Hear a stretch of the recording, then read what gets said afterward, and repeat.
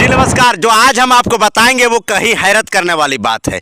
गोड्डा सदर प्रखंड के क्षेत्र में पड़ता है एक मुफस्सिल थाना और उसके थाना क्षेत्र में बालू की हो रही है अवैध तरीके से ढुलाई और भरदम, यानी कम नहीं ज़्यादा तो कहें हम तो कई प्रकार से मुफस्सिल थाना क्षेत्र में ट्रैक्टर तो बंद कर दी गई, लेकिन इस क्षेत्र में कई नदियाँ पड़ती है। हम आपको बताते हैं, जैसे आप पथरा चौक पास करेंगे वैसे ही जमनी, लक्ष्मी और साथ साथ बंका और इनके बीच कई ऐसे घाट हैं जिस घाट से बालू की अवैध ढुलाई दिनों भर चलती है।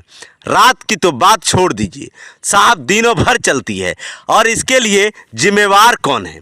हम तो कहेंगे कि मुफस्सिल थाना इसके लिए जिम्मेवार है या नहीं है ये तो हम नहीं कह सकते, लेकिन क्या कर रहे हैं गोड्डा के माइनिंग पदाधिकारी जिनके अंदर यानी खनन का पूरा जिम्मा है, और वहीं अगर कहें तो गोड्डा सदर प्रखंड के सीओ यानी अंचलाधिकारी क्या कर रहे हैं?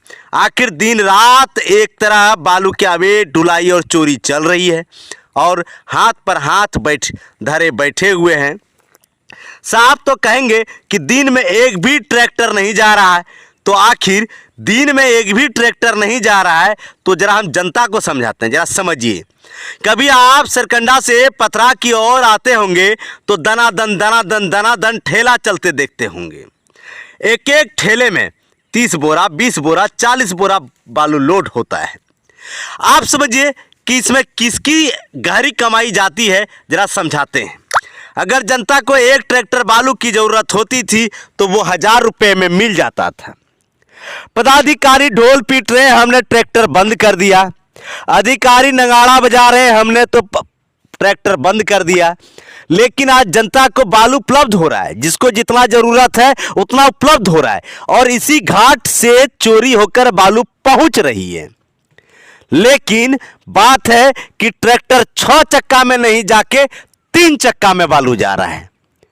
6 चक्का में नहीं जाके 3 चक्का से बालू पहुंच रहा है। जरा सोचिए, एक ट्रैक्टर बालू खरीदने में जहां जनता को 1000 रुपया लगता था, आज वही जनता को 3000 रुपया यानी 3 ठेले बालू ले जाने के बाद एक ट्रैक्टर के लायक होता है। इस तरह 3 ठेले की खरीदारी करने में उसे 3 से 4000 तकरीबन पड़ती है। अब बताइए, बालू तो मिल रहा है और तमाम गोड्डा के जनता को कहते हैं कि शहर में कहीं घर बनते हुए रुकते हुए देखे आपने? कोई सरकारी काम रुका? सब इसी जमनी घाट के हैं, पंधा घाट के हैं, लक्ष्मी घाट के हैं, या मखनी घाट के हैं, या आपको हम जमनी से थोड़ा आगे बंका घाट के हैं। तमाम इसी घाट से बालू उठकर गोड्डा पहुंचा। चोरी होती रही, अधिकारी ढोल और नगाड़ा पीटते रहे कि हमने ट्रैक्टर बंद कर दिया। लेकिन हम थोड़ा सा पूछते हैं गोड्डा सीओ को, और आपसे उम्मीद और आस भी है कि आप इसे बंद कर पाएंगे। गोड्डा के शहर में से लेकर सब तरफ तो खड़ा रहकर आपने बुलडोजर घर और झोपड़ी पर चला दिया। क्या इन पर लगाम लगा पाएंगे? क्योंकि आप भी इसके लिए जिम्मेवार हैं, आपका दायित्व है। और कहीं ना कहीं हम माइनिंग पदाधिकारी को कहते हैं, जो यहाँ काफी दिनों से आसन लेकर बैठे हुए हैं बालू को रोकने के लिए, और वो आसन के तौर पर रोक भी रहे, कार्य भी कर रहे हैं। लेकिन क्या माइनिंग साहब, आप रोड में जाते हैं, हमने कई बार देखा है, और उसके बाद भी ट्रेला फट फट फट फट फट फट करके पथरा से सरकंडा तक जाता है, तो क्या आप रोक पाएंगे? जिम्मेवार कौन और संरक्षण किसका?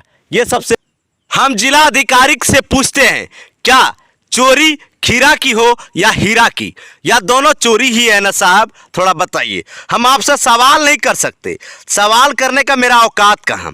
लेकिन जो तस्वीर दिखा रहे हैं जरा आप इसे देखिए, जरा धीरज धर के देखिए, दिल थाम के देखिए। ये है सिंहवाहिनी मंदिर के पास की तस्वीर, जहाँ दिन रात एक तरह ठेले से बालू उठता है। और उसके बाद जो हम आपको तस्वीर दिखाएंगे वो थोड़ा उसको भी जरा देखिएगा, जो एक एक करके फील्ड का तस्वीर दिखाते हैं। और देखिए साहब, दिन के उजाले में और रात के अंधेरिए का तो बात ही छोड़ दीजिए। देखिए इसे, देख लीजिए, देखिए कैसे मेन रोड पर ठेला खड़ा रहता है। चोरी हुआ ना साहब, कहेंगे ना।